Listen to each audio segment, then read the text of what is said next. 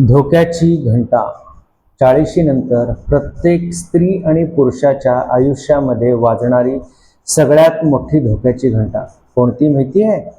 तर ऐका. प्रत्येक स्त्री आणि पुरुषाकडून एक चूक खूप मोठ्या प्रमाणावर होते, ज्याच्यामुळं त्यांचा आनंद, पैसा, आयुष्य सगळं पणाला लागतो. कोणती चूक सांगा बरं? तर स्वतःला कायम शेवटच्या क्रमांकावर ठेवणे. मुलांसाठी वेळ आहे, कुटुंबासाठी वेळ आहे, व्यवसायासाठी वेळ आहे, नोकरीसाठी वेळ आहे, समाजासाठी सुद्धा वेळ आहे, पण स्वतःसाठी अजिबात वेळ नाही. याच्यामुळे काय होतंय की मनाकडे दुर्लक्ष होतं, शरीराकडे दुर्लक्ष होतं, छंदांच्याकडे दुर्लक्ष होतं, काहीच होत नाही हो. मग एक दिवस असं वाटायला लागतं की आपण काय केलं एवढ्या वर्षांमध्ये, आणि सरते शेवटी आपलं शरीर म्हणतं की आता बास, थांब, खूप पळलास, खूप केलंस, स्वतःसाठी काहीतरी कर.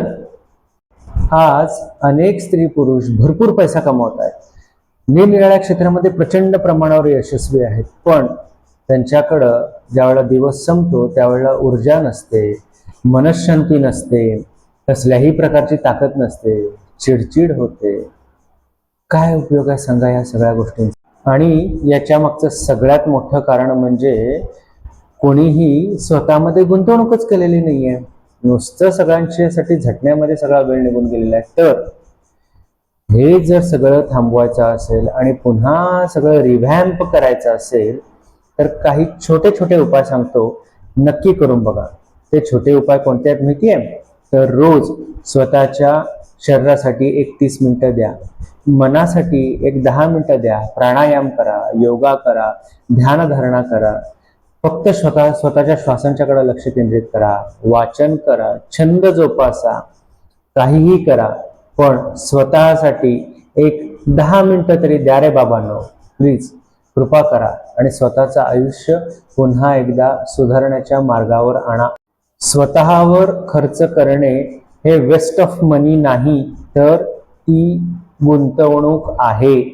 त्याच्यामुळं कायम लक्षात ठेवा की तुमचं बेस्ट व्हर्जनच तुमच्या कुटुंबासाठी म्हणून अतिशय योग्य आहे. त्यामुळं स्वतःला वेळ द्यायला शिका, स्वतःला पहिल्या क्रमांकावर ठेवायला शिका. या आणि अशा छोट्या छोट्या टिप्ससाठी म्हणून यशमार्गला नक्की फॉलो करा. यशमार्ग म्हणजे यशस्वी जीवनाकडं नेणारा मार्ग. धन्यवाद.